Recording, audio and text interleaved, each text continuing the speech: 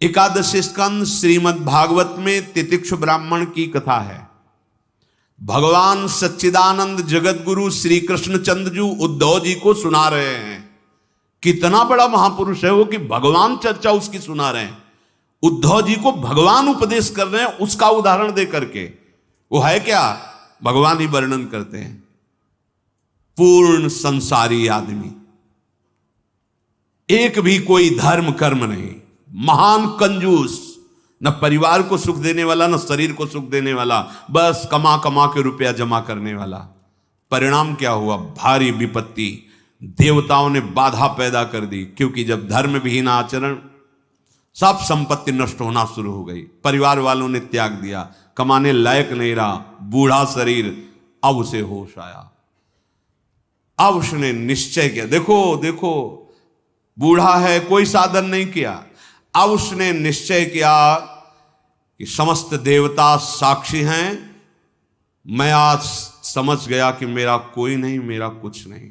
अब जितना जीवन बचा है मैं श्री भगवान को अर्पित करता हूं। अब मैं अपने आत्मस्वरूप प्रभु में स्थित होकर हर कष्ट सहूंगा, किसी से कोई भी आशा नहीं रखूंगा, चाहे मान करे या अपमान, न राग करूंगा न द्वेष करूंगा, निरंतर भगवत स्मृति में रहूंगा। उसी समय महापुरुष बन गया और भगवान उसकी महिमा वर्णन कर रहे हैं। जब सहनशीलता की बात आई तो उद्धव से कह रहे हैं, उद्धव तुम्हारा कोई गला पकड़ करके धक्का मार के निकाल दे, तुम्हारे ऊपर थूक दे, लघुशंका कर दे, पीटे, गाली दे, बांध दे, तो भी तुम सह जाना। बाहरी कोई सहयोग मत लेना, अंतर के विवेक के द्वारा अपने को बचा लेना। तो उद्धव जी ने कहा, प्रभु बहुत कठिन है, नीच पुरुषों द्वारा किया हुआ अपमान असहनीय हो जाता है, ये कैसे हो सकता है? तब प्रभु तितिक्ष ब्राह्मण की कथा सुनाते हैं। क्या साधना की थी इसने? भगवत सन्मुख हुआ, महापुरुष हो गया। सन्मुख हुए जीव में जब वही जन्म कोटि अगनाश होते वही।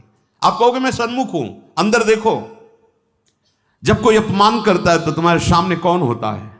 सन्मुखता किसकी होती है? व्यक्ति की या प्रभु की? जब तुम्हें सुख मिलता है तो सन्मुखता किसकी होती है? प्रभु की या वस्तु या पदार्थ या शरीर की? अगर वस्तु पदार्थ शरीर है तो विमुख हो, अगर प्रभु हैं तो सन्मुख हो। दोनों परिस्थिति में, मान और अपमान में, स्तुति और निंदा में, लाभ और हानि में, जय और पराजय में तुम्हारे सामने कौन है? अगर तुम्हारी दृष्टि में प्रभु हैं तो सन्मुख हो, फिर उसका परिणाम होगा महाआनंद। आनंद ही आनंद, आनंद ही आनंद, शोक का स्पर्श नहीं होगा। देख लो, तुम सन्मुख हो कि विमुख, खुद अपनी पहचान कर लो। अगर आपके अंदर सामने वस्तु व्यक्ति स्थान है तो विमुख हो। वस्तु व्यक्ति स्थान में विचरते हुए भी आपकी आंतरिक दृष्टि में प्रभु हैं तो सन्मुख हो। प्रभु से विमुख होकर बहुत दौड़ लगा रहे हो, बहुत वर्ष हो गए अपने कहते परमार्थ के पति को, तो आप दूर हो। ये बहुत अच्छी बात, बहुत अमृतमयी बात लगी। हम लोग भुलावे में अपने समय को नष्ट कर देते हैं। तुम्हारे उद्देश्य बदलने की ठीक नहीं हुई तो चाहे जितने गुरु बदल लो, ऐसा नहीं। कई लोग पूछते हैं ऐसे, गुरु बदलने वाली बात नहीं होती है, मन बदलने वाली बात होती है। हमारा उद्देश्य बदल जाए तो सर्वत्र गुरुदेव बोल रहे हैं, अखंड मंडलाकारम व्याप्तम, जहां से वाणी मिले मेरे गुरुदेव बोल रहे हैं। गुरुदेव कोई सीमित शरीर वाले हैं? पर हमारा मन है, मन सोचता है बाहर के बदलाव से शायद अंदर सुधार हो जाए। नहीं, अंदर उद्देश्य के परिवर्तन से ही सब कुछ परिवर्तित हो जाता है।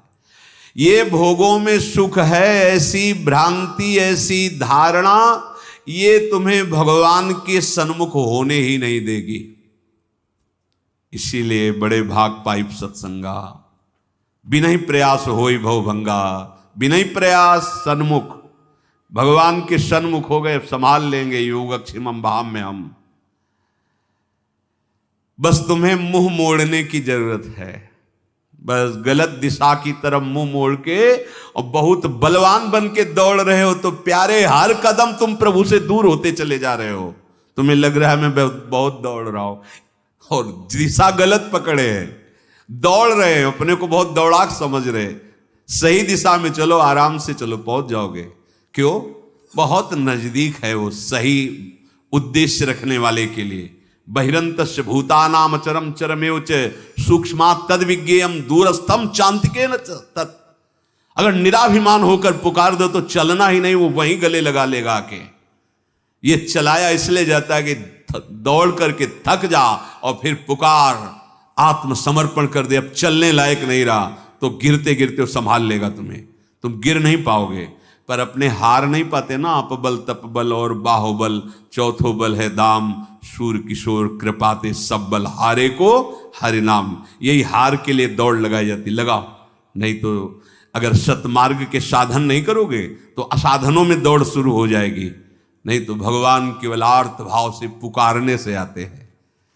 हाँ, बिन रोए किन पाइया प्रेम प्यारा। जैसे प्यासे को कुछ नहीं सुहाई देता, बस पानी मिले। जैसे डूबने वाले को वायु चाहिए, श्वास चाहिए, ऐसे ही हमारे हृदय में प्रभु चाहिए, मुझे प्रभु चाहिए। अब दरस बिन दुखन लागे नयन, जब से तुम बिछुरे पी प्यारे कबहु न पायो चैन। अब नहीं, अब जीना मुश्किल हो रहा, बस हो गए। असाधनों के त्याग के बिना ये बात नहीं आती। बहुत बहुत अमृतमयी बात है। लाखों चलने वालों में ये बहुत बड़ा दोष रोक देता है। लाखों चलने वालों में जो चल नहीं रहे तो असंख्यों हैं, उनमें जो चल रहे हैं तो लाखों चलने वालों में ये दोष भयानक बाधा खड़ी कर रहा है। भोगों में सुख है, बहुत बड़ी बात, ये बहुत बड़ी समस्या है। इसलिए करें कि इस मार्ग पर चलने वाले उपासक देखते हैं, एकमात्र केवल हमें भगवत विमुख करने वाली यही वृत्ति है, भोगों में सुख है। ये एकांतवास, तीर्थयाटन और विविध प्रकार की साधनाएं, ये सब है, पर तुम्हें पवित्र नहीं कर सकती। कब तक? जब तक आंतरिक भोगों में सुख है, ये बात है तब।